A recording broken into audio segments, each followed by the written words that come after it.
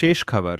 মা মারা যাওয়ার পর বাবা ছেলের সামনে যে প্লেটটা রাখলেন সেটা দেখেই ছেলেটা ভেঙে পড়ল।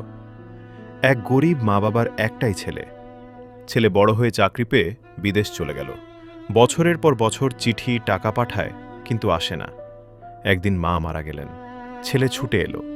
বাবা কিছু না বলে রান্নাঘরে গিয়ে একটা প্লেটে ভাত ও ডাল দিয়ে এনে বললেন, এই নে বাবা, খা। ছেলে অবাক। বাবা ধীরে বললেন, তোর মা 15 বছর ধরে প্রতিদিন এই প্লেটে তোর জন্য ভাত ডাল দিয়ে গরম করে রাখত। বলতো, আজ হয়তো আমার ছেলেটা ফিরে আসবে। আজ তুই এসেছিস, তাই মায়ের শেষ ইচ্ছেটা পূরণ কর।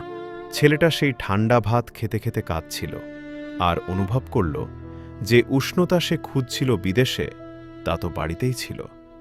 সেদিনের পর আর কখনো সে বিদেশে ফিরে যায়নি। মায়ের ভালোবাসার কোনো বিকল্প নেই। তা পৃথিবীর সবচেয়ে নিঃস্বার্থ সম্পর্ক। সুযোগ থাকতে প্রিয়জনদের মূল্য দেওয়া উচিত।